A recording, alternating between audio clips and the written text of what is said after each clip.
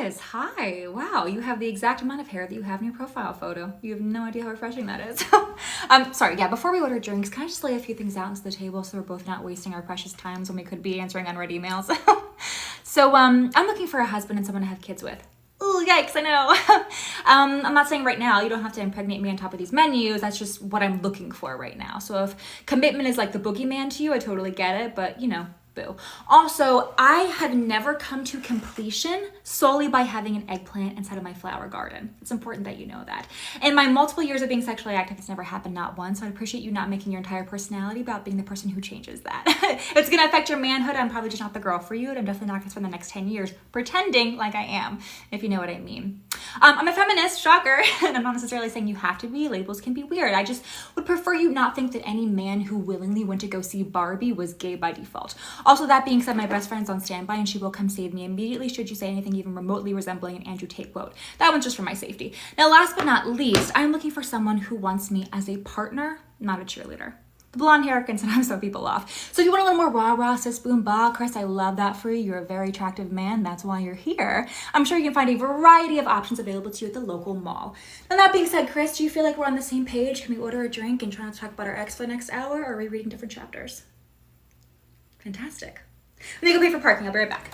I assumed I would find my husband in my 20s and be married by 30 and having kids and all that, and I'm 32 and I'm just not. But I also have viewed being in my 30s and having dated such an empowering position to be in, because you are so much more established, you're so much more clear on what it is you want, and there's so much less room for the bullshit. Feeling like someone is vetting you. Like, no, it's actually the other way around. For so much of my life, I would find myself in these relationships, and it was almost like I didn't have a choice. To your point, being in my 30s, being established, having this life experience, also having like a lot of sobriety under my belt and a lot of self-awareness around like who I am and why I am the way that I am and all of that, I'm like armed with this information. It's no longer about like, am I good enough for this person? It's like, is this what I want? How do I feel when I'm with this person? I do have a choice. Yeah, it's not about them. I just need to vent, because why am I always the second option? Every single time, I swear, I'm always the backup option. I'm always the option until a different option comes around. And I get it. I have a complicated life and headstrong. I have 3 kids. You know what I mean? Like, I'm a single mom with 2 baby daddies. I understand all of that. It's not an easy situation. And the ones that I,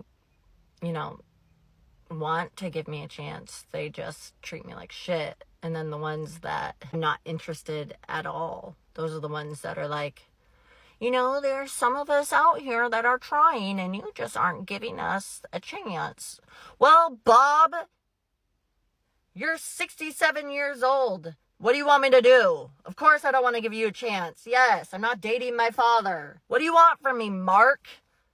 You're sexualizing my body before you even have a conversation with me. What do you expect from me? User 6547829118512. I don't even know your first name. Who are you? What do you look like? Of course I'm not giving you a chance. Like, let's use our brains a little bit here, guys, okay?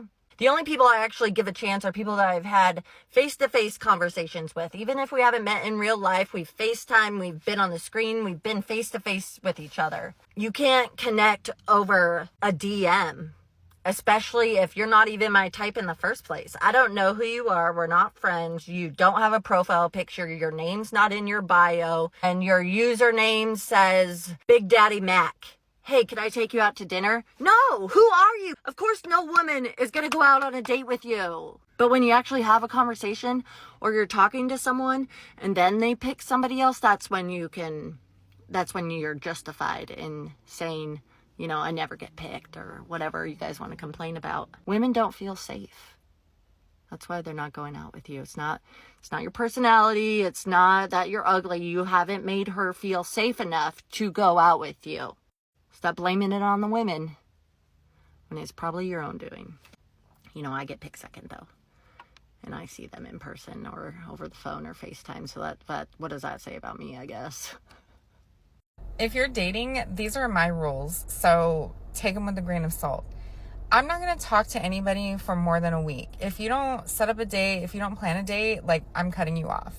If I have to hold your hand and plan the day, I'm probably also going to cut you off. If it's the day of the day and I haven't heard from you and our date is in a few hours, I'm probably not going. If you're gonna ask me on a date, there should be a who, what, when, where, and why. Everything's set up.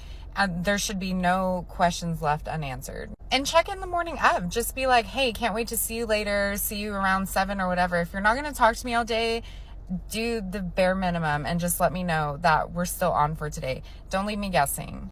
And ladies, if you don't know when the date is, where you're going, what you're doing, haven't heard from him the day of, start making plans to do something else because it's not happening.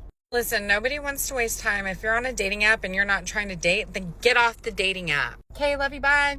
Dating in your 30s is absolutely wild. It feels that there are only two types of men. Either someone that has been married before, has multiple children, or the guy that is perpetually single, has a mattress on his floor, and contents of his fridge includes pickles and a Coors Light. Why is there a no in between? On one hand, you have the guy that has been married before, has children, triggers in your mind, okay, well, he's capable of being stable, he's able to be responsible for a family. Then on the other hand, there's the woman that he procreated with that's going to hate you, not because you did anything wrong, just because you simply exist. Or there's the guy with the mattress on his floor. Why is your mattress on the floor? Says things like, I'm just seeing where life takes me.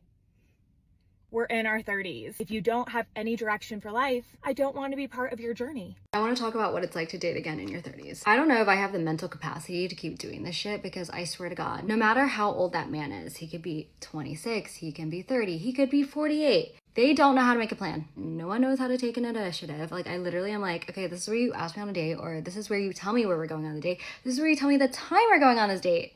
I know the problem is not me because I can literally talk to a wall. Like, when someone goes on a date with me, they're having the best fucking time of their life. The problem is, we're gonna keep going on dates. And I've been on 6th, 7th date. Like, that's how much of a great time they were having with me. But the moment I utter the words of, I would like to get to know you better, I would like to see this through a little bit more seriously, immediate ghost. And it's like, baby, I didn't ask to be in a relationship. I was just seeing if you wanted to see me seriously too, so that maybe I could cut down my roster, because you should be dating multiple people at the same time. It's dating Olympics. Like, you can't just waste your time on one person. Like, we're not getting any younger. And mind you, I'm avoidant as fuck. So like, if I am starting to like you, that's a big deal. And also I have ADHD. So like, I hyperfixate. I'm not even gonna lie. I'm only upset because I let a mid man, like, I'm telling you, like, I'm not even dating the hottest guys. I'm dating the most mid-average, medium ugly men. Not all of them are even tall. If you saw what these men look like, you would also be upset at yourself too. Like, I'm upset I even let them think that they could even get me in the first place. That's what I'm crashing out about. And of course, the ones that I want things to be serious with want something casual, and the ones that want something serious with me, I don't want it. So we're on this constant cycle of misery. I haven't cried about a man in almost 4 years, so none of these people have made me like them enough to even shed a tear. You're either dating a 26-year-old or you're dating a 45-year-old, and somewhere in between, but they all kind of like do the same shit.